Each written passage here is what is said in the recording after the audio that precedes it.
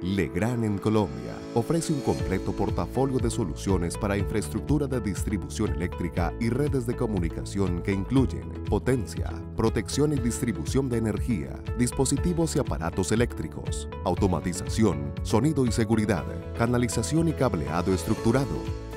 La compañía fabrica muchos de los productos en su planta de producción en Bogotá, dentro de los que se encuentran dispositivos eléctricos, cortacircuitos termomagnéticos, tableros de distribución, bandejas portacable tipo malla, racks para servidores y comunicaciones, interruptores de potencia caja moldeada, tableros de potencia en baja tensión, sistemas de electrobarras, transformadores de potencia secos clase F. Las soluciones de Legrand se han utilizado en toda clase de proyectos residenciales, terciarios e industriales por más de 55 años. La calidad de sus productos y su compromiso con el medio ambiente le ha hecho merecedora de múltiples certificaciones y reconocimientos locales e internacionales. La compañía se ha convertido en un aliado importante para sus socios de negocios y clientes en todo el país.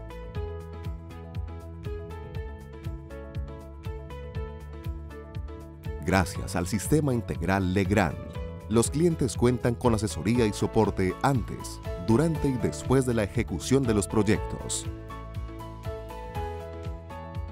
Legrand ha participado en los proyectos más importantes del país, que hoy son ejemplo de sostenibilidad y eficiencia.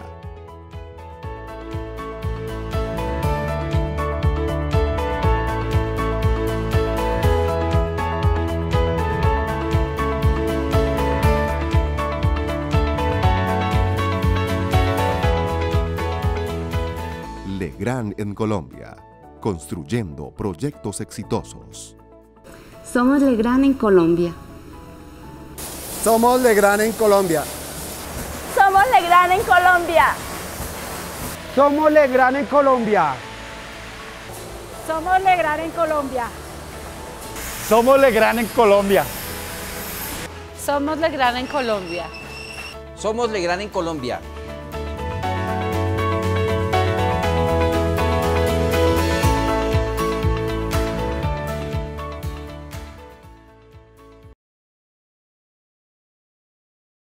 Buenos días, bienvenidos a esta capacitación que tienen con Legrand. Gracias a la gran feria de capacitación de Home Center que nos ha dado este espacio, donde les vamos a contar todo lo que tienen que saber respecto a instalaciones eléctricas a nivel residencial, aparatos eléctricos como interruptores y tomacorrientes. Mi nombre es Freddy Guzmán, soy jefe de soporte técnico construcción y hoy vamos a tener 45 minutos de una gran charla para ustedes. Dentro de las instalaciones, los componentes finales como los interruptores y tomacorrientes van protegidos por breakers o interruptores automáticos. Hoy vamos a hablar básicamente de lo que tenemos en toda la línea de elementos finales dentro de una instalación eléctrica. Pero antes de eso, nosotros vamos a ver que existen diferentes líneas que atacan diferentes necesidades dentro de los diferentes clientes que tenemos en el mercado. Si nosotros vamos hacia la parte más básica de la pirámide, vamos a ver que lo que requiere un cliente en este punto son elementos que le permitan controlar sus luces y conectar dispositivos dentro de su instalación eléctrica. Pero a medida que nosotros vamos subiendo dentro de la pirámide existe algo que se llama segmentación. Y la segmentación empieza a elevar los niveles de necesidad que tienen los clientes. Por ejemplo, si arrancamos hacia el segundo escalón de la pirámide, vamos a ver que la funcionalidad ya es importante, pero se requiere un nivel estético superior. Y si vamos subiendo, vamos a requerir más funciones dentro de la instalación eléctrica. Por ejemplo, un terminal para conexión de video, un terminal para salida de audio, que no tenemos en la base y no es importante para este tipo de clientes. Y en la parte más alta de la instalación tenemos líneas como Arteorio y Ticino, que se caracterizan por tener un desempeño estético superior a lo que encontramos dentro de las líneas que están en la base de la pirámide que estamos viendo en este momento. Viticino, como les digo, es una línea que les va a permitir tener todo lo que necesita el hogar para que pueda funcionar a nivel eléctrico, pero con un plus adicional. Ese plus es un plus de nivel estético muy alto. Aquí ya tenemos elementos o placas metálicas o placas con maderas certificadas o diferentes elementos que van a armonizar perfectamente lo que tienen en la decoración dentro de la vivienda que se está utilizando. Si nosotros vamos a los elementos más básicos dentro de la instalación eléctrica, vamos a encontrar un interruptor sencillo, como lo vemos en la diapositiva. Se llama interruptor sencillo porque nos va a permitir desde un punto prender y apagar un circuito de iluminación desde un solo punto. Pero a medida que van creciendo los espacios y se van dando más áreas dentro de una instalación o una unidad de vivienda, pues vamos a tener elementos como los interruptores conmutables, elementos que nos van a permitir encender un circuito de iluminación desde dos puntos diferentes.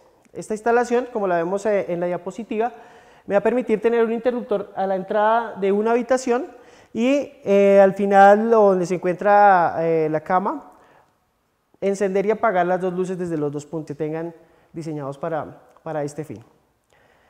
Y a medida que van creciendo los espacios dentro de la instalación, pues vamos a poder tener también interruptores 4 vías, como lo vemos en esta diapositiva. Con el interruptor 4 vías nos vamos a solucionar problemas de encender un circuito de iluminación desde más de 3 puntos. Este elemento, para que pueda funcionar, es necesario que dentro de la instalación en los puntos laterales tengamos interruptores 3 vías y en la parte central un interruptor 4 vías. Con el tiempo, digamos que la finalidad de encender y apagar luces no era lo último que se quería dentro de la instalación. Nos dimos cuenta dentro del proceso de venta de interruptores y uso de los mismos que se requerían puntos de visualización para que en el momento de la penumbra, cuando hemos apagado las luces, pudiéramos visualizar los interruptores sin ningún problema. Entonces se empezaron a condicionar los elementos que nosotros denominamos luz piloto. Anteriormente, la luz piloto era un elemento que venía embebida dentro del interruptor. Hoy día, las luces piloto, a pesar de que vengan como accesorio dentro de los interruptores, se pueden conectar de diferentes formas. Hoy día, la iluminación que tenemos es iluminación LED. La iluminación LED tiene una característica que son elementos de muy baja impedancia, o sea que con pequeñas corrientes que tengamos dentro de la instalación es suficiente para estimular la bombilla, y por eso en algunos casos donde los electricistas han utilizado luces piloto para este fin, se dan pequeños parpadeos dentro de la instalación, hecho que al usuario final le molesta mucho.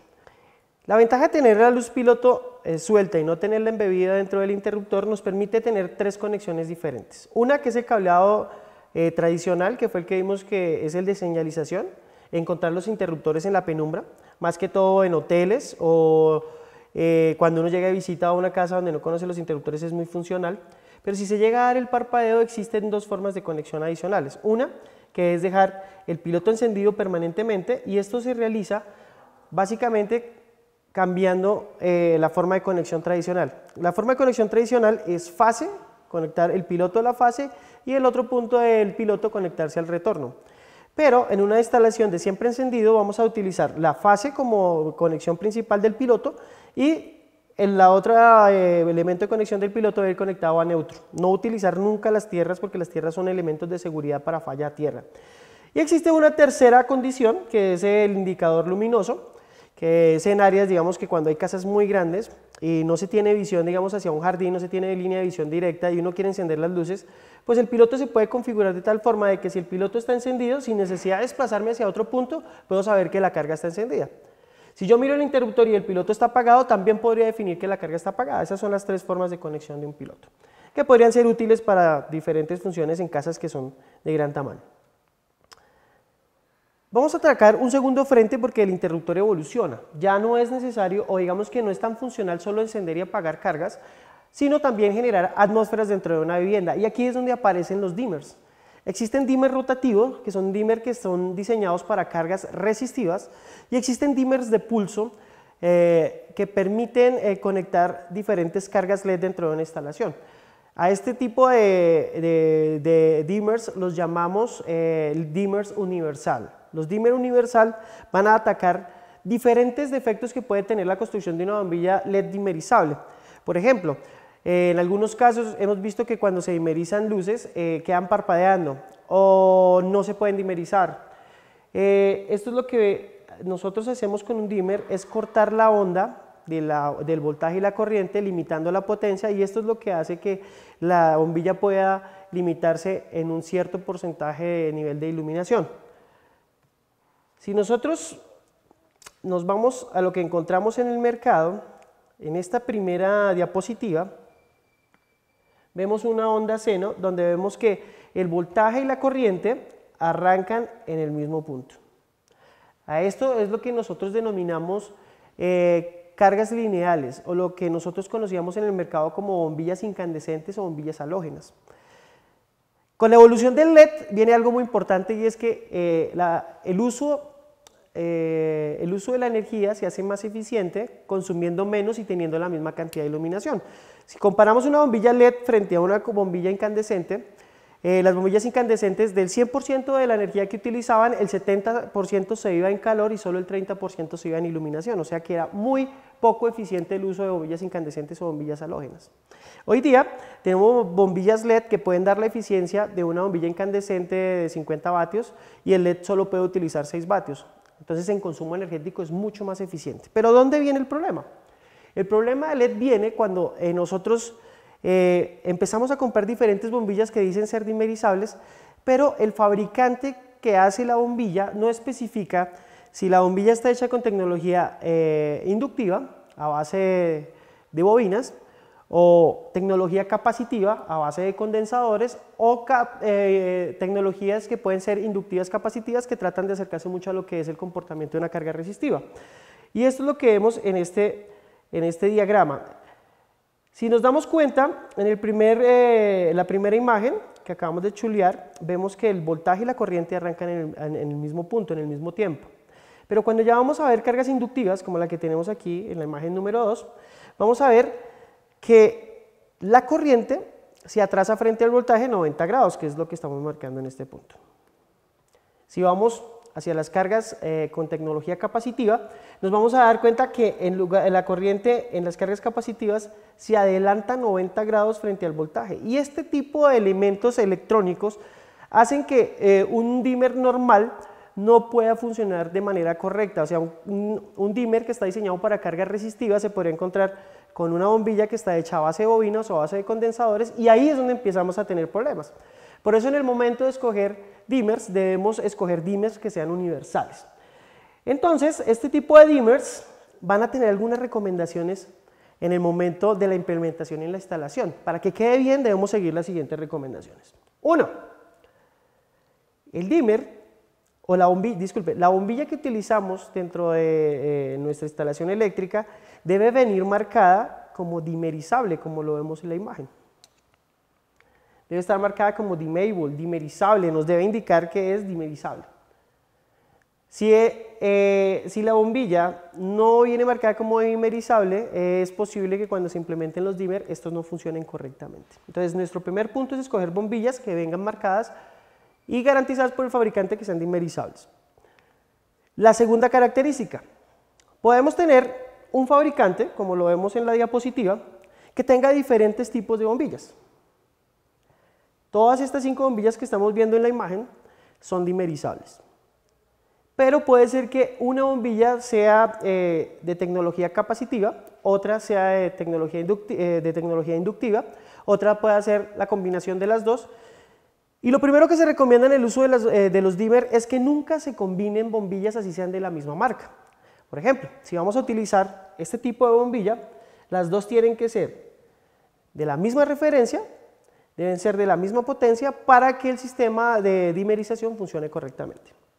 O como lo que vemos aquí, 4 bombillas con la misma especificación, la misma marca y pues con la misma tecnología de fabricación.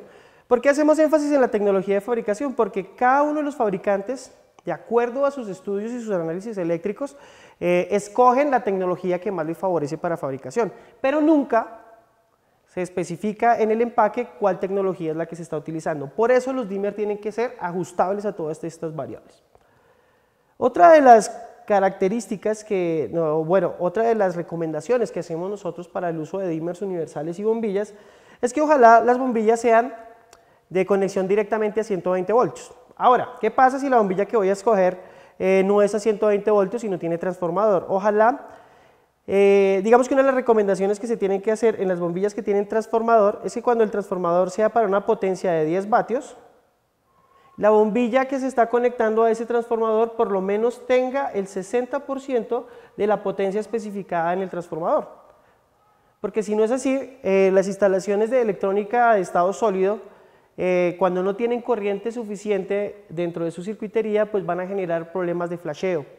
Esos problemas de flasheo son muy incómodos y son difíciles de solucionar si no se tiene en cuenta este primer parámetro. El transformador que utiliza o que está controlando la bombilla debe tener el 60% de la potencia, mínimo del 60% de la potencia que indica el transformador al cual está conectado. Otra de las recomendaciones, bueno, digamos que los dimmers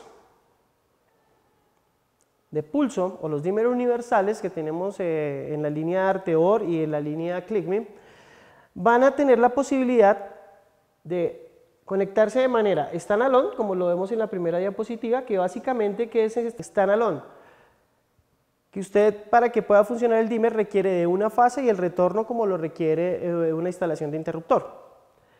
Pero también tiene una función adicional, y es que yo estos dimmers los puedo hacer conmutables. ¿Cómo los puedo hacer conmutables? Con esta imagen que vemos acá, imagen número 2, que nos va a permitir asociar a esos dimmer de pulso, que ya están controlando una carga, pulsadores que permitan controlar las cargas de igual manera como lo hace el dimmer. ¿El dimmer qué puede hacer? El dimmer puede encender, apagar y regular de forma ascendente o descendente la carga o la bombilla que hayamos escogido.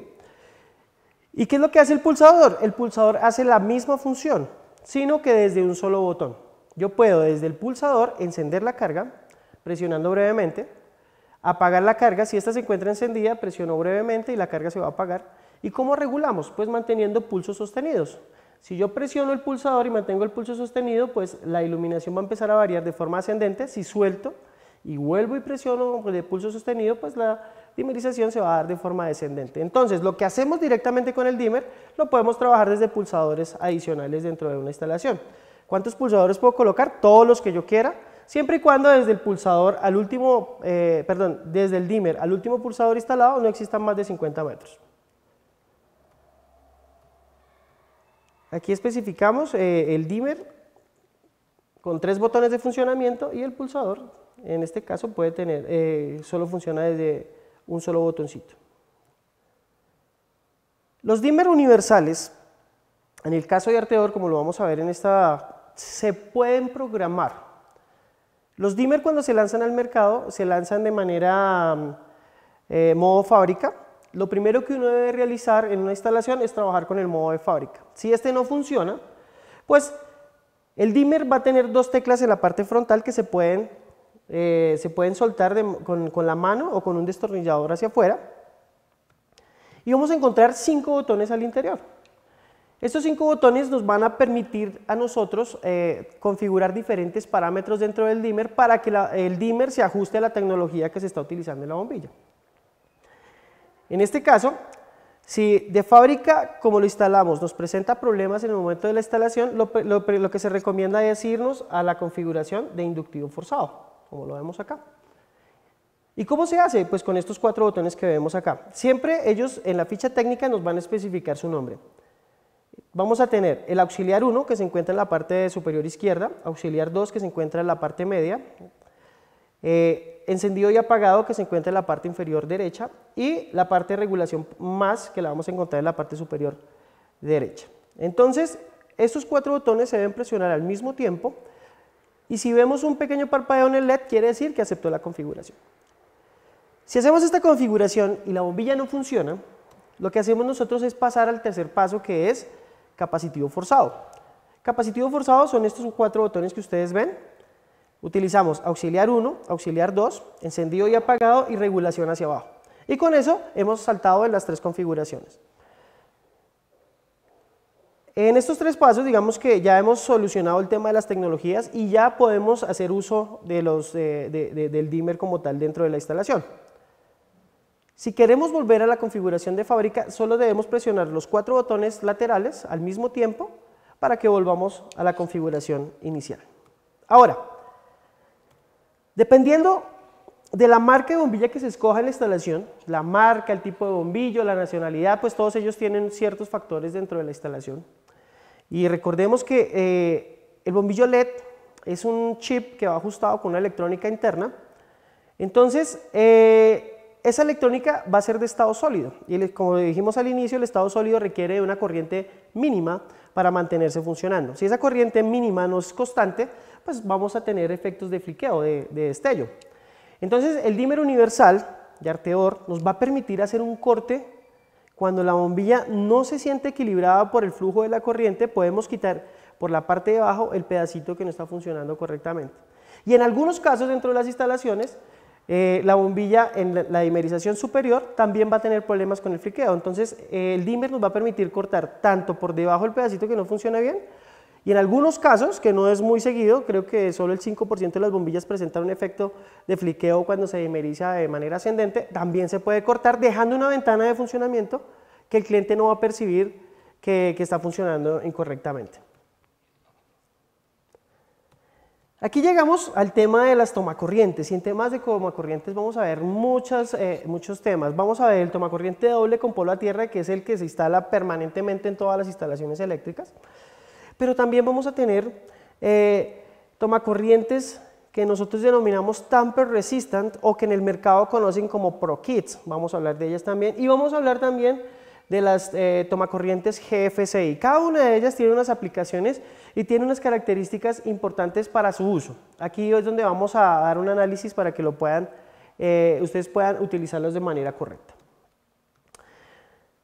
Las tomacorrientes están hechas de acuerdo a un estándar internacional que se llama el NEMA. El NEMA nos va a permitir a nosotros garantizar que los equipos que se van a conectar van a estar en su nivel de corriente ideal y a su nivel de tensión ideal. ¿Qué dice la norma? La norma nos especifica que yo debo conectar mis equipos de manera segura, ¿sí? Entonces, si una configuración de una toma está diseñada para 120 voltios, 15 amperios, debe sostenerse a esas características, y yo no debería cambiar esas condiciones a condiciones diferentes. Por ejemplo, si yo tengo un tomacorriente diseñado para 120 voltios, 15 amperios, no puedo eléctricamente conectar 220 voltios y a este tipo de formatos, porque puedo generar una falla eléctrica a los dispositivos que se van a conectar sobre esa toma. Entonces, la configuración NEMA lleva 3 parámetros importantes: fase, neutro y tierra. La configuración base dentro de una instalación eléctrica es el NEMA 15R. Entonces, ¿qué define cada una de esas siglas? Cuando hablamos de NEMA 515R estamos hablando de una toma. El 5 representa el nivel de tensión y dentro de la norma son 120 voltios. El 15 nos va a especificar la corriente que va a manejar esa toma. Y la R o la P, si es R es porque es receptáculo, o sea que recibe, es una toma corriente. Si es P es porque es un pin, es una clavija, ¿listo? Entonces eso es lo que define un NEMA 15R.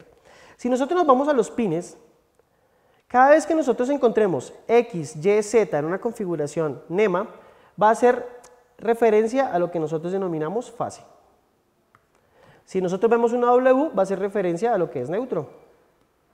Y si vemos una G, es lo que nosotros denominamos tierra, ¿listo? Entonces, aquí ya podemos definir por qué está formada esa toma de esta manera. Ya son estándares internacionales que están sujetos a un nivel de tensión y a una corriente específica. Aquí vemos otro ejemplo. Ya conocimos que es el 15R, ahora estamos viendo un NEMA 20, ya vimos el que es 515R, ahora vamos a ver el 520R. Sabemos que el 5 es el nivel de tensión, o sea, también es una toma a 120 voltios, pero es una toma que en lugar de 15 amperios va a manejar 20 amperios, y esto es lo que vemos nosotros en las tomas GFCI, que vemos una pata cruzada. ¿Listo? Y el R, que es un toma corriente. ¿Por qué es importante saber esto? Porque esta toma me va a permitir conectar dispositivos hasta 20 amperios. Y por eso tiene la patica cruzada. ¿Listo? La anterior solo me permite conectar dispositivos hasta 15 amperios. Aquí es donde empezamos a ver la importancia de una configuración NEMA.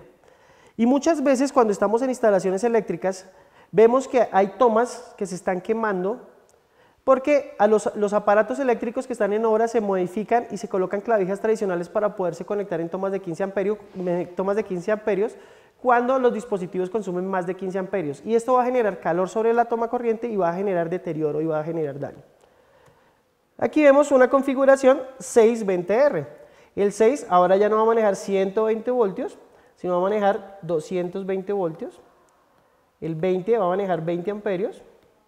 Y la R es un receptáculo. Entonces, si nos damos cuenta, cada uno de los elementos es diferente de acuerdo a los niveles de tensión que queramos trabajar y al nivel de corriente que queramos nosotros trabajar. ¿Listo? Entonces, aquí vemos las diferentes configuraciones, pero en formas también vamos a ver diferentes. ¿Listo? Entonces, de acuerdo al dispositivo que vayamos a conectar, debemos escoger la toma correcta. Dentro del trabajo que hemos realizado permanentemente nosotros de soporte técnico, nosotros estamos viendo consultas como la que vemos aquí. Esta es una consulta por WhatsApp que me hicieron directamente y la pregunta fue la siguiente. Ingeniero, un pequeño inconveniente con este tomacorriente. ¿Listo? Las clavijas quedan sueltas y toca abrirle las patas para que se ajusten. Entonces, aquí nosotros empezamos a evaluar el por qué tener tomas eléctricas de un fabricante reconocido en el mercado. Por ejemplo, Legrand. Una toma de 6.000 pesos no va a ser a nivel técnico igual que una toma que se pueda vender en el mercado negro en 1.500 pesos. ¿Por qué? Porque las tomas que vienen de fabricantes reconocidos como nosotros, al interior vamos a tener un contacto que es un contacto resortado, que cuando entra el pin sobre el contacto interno de la toma vamos a ver que este sujeta la patica. ¿Cuántas veces debe sujetar o cuántos ciclos puede estar permitido ingresar una clavija dentro de un tomacorriente? Todos los que usted quiera durante su vida útil. Pero estamos viendo en el mercado, de acuerdo a lo que acabamos de ver, que hay electricistas que compran tomas en el mercado negro que no tienen certificaciones, que no tienen pruebas de laboratorio, donde ese elemento que recibe la clavija pierde el coeficiente de elasticidad haciendo que se suelte, y es donde nosotros estamos viendo en casas y en oficinas donde toman las clavijas y las abren para que pueda hacer contacto de la clavija con el contacto interno del tomacorriente. Muchas veces no se genera contacto directo y lo que queda es un arco eléctrico, y esto genera peligro para la instalación eléctrica, y es donde vemos el daño que vemos acá. Podemos generar incendios o podemos generar el daño de una persona cuando esté conectando un equipo.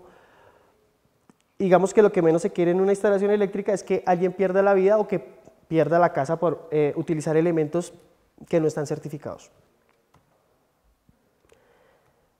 Digamos que ya para ir culminando vamos a hablar de tres tipos de ambientes que se dan en la norma. Uno es el lugar húmedo, que está definido dentro de la norma como sitios interiores o exteriores parcialmente protegidos, sometidos a un grado moderado de humedad, cuyas condiciones ambientales se manifiestan momentáneamente o permanentemente. ¿Cuáles pueden ser estos sitios? La cocina. Mientras nadie la está utilizando es un ambiente seco, pero cuando ya estamos haciendo actividades dentro de la cocina, pues pueden haber salpicaduras, regueros de agua, pero su estado normal, al final, va a ser un estado seco. Esto es lo que nosotros vamos a denominar ambientes húmedos o locales húmedos, como lo especifica la norma. Y vamos a encontrar otro lugar dentro de la norma que es locales o ambientes mojados. Los locales o ambientes mojados, pues básicamente están definidos como todo lo que se encuentra en la intemperie. ¿Listo? ¿Y por qué es importante esto? Porque la norma me especifica que en sitios interiores que deben ser húmedos debe utilizar tomacorrientes ¿de qué tipo? Tomacorrientes de tipo GFCI. Vamos a ver un video para que entonces ustedes puedan ver por qué es importante utilizar tomas GFCI, y vamos a hacer una pequeña aclaración de esto.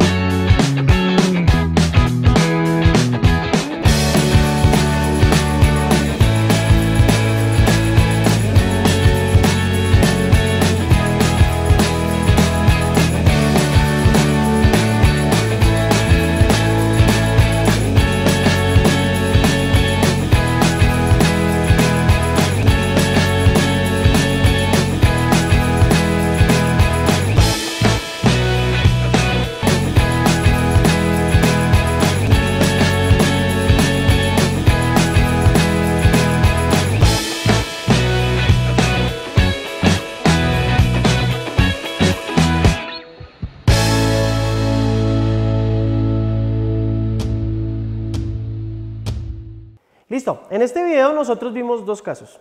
Uno, donde tenemos una instalación eléctrica donde se conecta un dispositivo, en este caso una lavadora, y se conecta a un tomacorriente. En este tomacorriente hubo una falla eléctrica donde parte de la corriente que hace funcionar la máquina queda encima, en la parte metálica de la lavadora. Se acerca una persona para hacer uso de ella, descalza, y el piso está humedecido. Recuerden que el cuerpo humano se convierte en un conductor, y más cuando está mojado y se está descalzo. Es el camino más rápido a tierra. Solo 25 miliamperios de corriente que pasen por el cuerpo de un ser humano son suficientes para acabar con la vida de una persona. Entonces, si nos vamos a ir al circuito más pequeño que tenemos nosotros, el tomacorriente que menos corriente maneja dentro de una instalación son 15 amperios. Si lo pasamos a miliamperios son 1500 miliamperios. Solo 25 miliamperios de esos 1500 son suficientes para matar a una persona. Entonces, una corriente muy pequeña puede hacer daños desastrosos. Y es aquí donde se hace el uso de las GFCI y se hace obligatorio en instalaciones nuevas. Y se denominan tomas salvavidas. ¿Cuál es la función? Si llega a detectar corrientes de falla dentro de la instalación o corrientes de fuga, que es lo que determina la norma, el tomacorriente GFCI abre el circuito impidiendo que haya circulación hasta que se corrija la instalación o se verifique el mantenimiento del dispositivo para que no pueda matar a una persona. Y muchas veces en las instalaciones devuelven GFCIs porque cuando se conecta al dispositivo el tomacorriente se dispara. Y muchas veces lo que se requiere es hacer mantenimiento a los equipos que se están conectando. Muchas veces no es garantía de un producto, sino que requieren los equipos que se están conectando mantenimiento. Entonces, vamos a ver las características de un toma GFCI. Exponerse a una corriente durante un segundo puede ser muy poco, es mucho tiempo. ¿Listo? Entonces, el tiempo de disparo de nuestras tomas GFCI es de 25 milisegundos, es de un efecto muy rápido. ¿Listo? Y la sensibilidad de corriente, dijimos que 25 miliamperios son suficientes para matar a una persona. La sensibilidad de nuestras GFCI va entre 4 miliamperios y 6 miliamperios. No llegamos nunca a pasar el umbral o el límite que puede matar a una persona. 6 miliamperios es un elemento que puede generar cosquilleo en el momento de tocar un elemento metálico, pero no es suficiente para matar a una persona. Entonces, 6 miliamperios es nuestra sensibilidad como máximo y 4 como mínimo, en una respuesta de 25 milisegundos. ¿Qué es lo importante de esto? Que hay que tener en cuenta que existen en el mercado tomas GFCI o dispositivos diferenciales que pueden ser un poco más económicos, pero su sensibilidad va entre 30 miliamperios a 300 miliamperios. Cuando encontramos estas sensibilidades en el mercado, debemos hacer una alerta porque estas sensibilidades no están para el cuidado de las personas, están para el cuidado de equipos, más que todo de comunicaciones. Como les digo, 25 miliamperios es suficiente para matar a una persona, con 30 miliamperios estamos exponiendo mucho a la gente que está haciendo uso de estos dispositivos. Entonces hay que tener en cuenta que las sensibilidades siempre tienen que estar por debajo de lo que las normas especifican como daño o lesión que se puede generar a una persona y más la muerte, que son solo 25 miliamperios. Estas GFCI, como ustedes lo vieron en el video, nos van a permitir colocar una toma GFCI principal y de ellas derivar tomas normales en el caso de que queramos ahorrar algo de dinero. Podemos tener una principal y colocar 5 tomacorrientes aguas abajo protegidas por el elemento principal. Hay que tener en cuenta que en casas de interés prioritario o lo que nosotros denominamos casas BIS o VIP, ¿listo?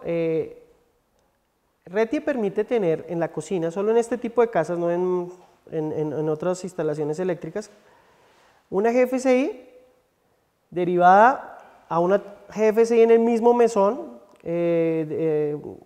una GFCI principal con una tomacorriente tradicional en el mismo mesón y puede derivarse hacia el baño un tomacorriente normal protegido por estos elementos, siempre y cuando en el mesón no exista más de una toma protegida, pero siempre y caso que sean casas de interés prioritario o que sean muy pequeñas, no se permiten en instalaciones de más de 45 metros.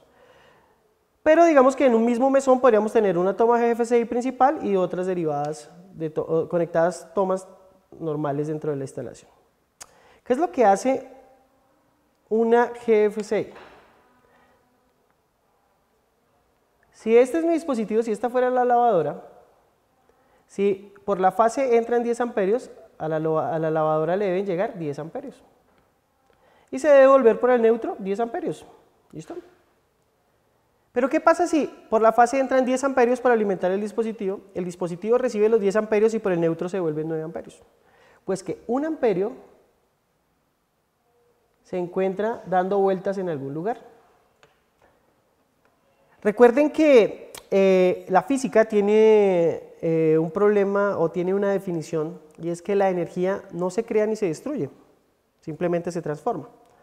Entonces, ese amperio que vemos circulando dentro de la instalación puede estar circulando en la carcasa metálica. Eso que ustedes ven aquí es un toroide. El toroide tiene la función de sumar, estar verificando la fase y el neutro, y la suma de estos dos campos electromagnéticos siempre debe dar 0.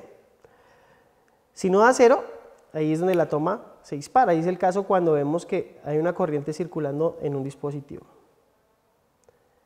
Las recomendaciones de instalación dentro de una cocina, digamos que se recomienda un toma corriente no debe estar superior a 50 centímetros del mesón hacia arriba, y la separación entre toma corriente y toma corriente en un buen diseño eléctrico no debe superar el 1,20 centímetros. ¿Por qué? Porque los artefactos pequeños de cocina, el cordón viene diseñado como a 60 centímetros, y si colocamos un dispositivo en la mitad de los tomacorrientes debería poderse conectar tanto a la derecha como hacia la izquierda. Entonces es un criterio de diseño. Y si nos damos cuenta, para las instalaciones que no son cocina, pues aquí cambia digamos que la condición. En un espacio de habitación, un espacio de sala, un espacio diferente a la cocina, pues ya los dispositivos que se utilizan, sus cables son más largos, por lo general es de 1,8 metros. Entonces la separación entre tomas no debe superar 3,6 metros, pues para tener un buen diseño eléctrico. De tal forma que si yo coloco un dispositivo en la mitad de esas dos tomas, puedo conectarme tanto a la derecha como a la izquierda. Entonces, para cocina las recomendaciones no superar entre tomas 1,20. Y en los diferentes espacios dentro de la casa no superar los 3,6 metros. Bueno, esto ha sido todo por hoy. Esto es lo que podamos hablar de interruptores y tomacorrientes, dando algunas características técnicas. Y los queremos dejar con un video de Legrand mejorando vidas y todos los espacios. Gracias a la gran feria de capacitación Home Center por permitirnos estar con ustedes y ser partners dentro de todo lo que es el proceso de instalaciones eléctricas. Siempre van a contar desde Legrand con un equipo técnico que les puede ayudar. Disfruten del video.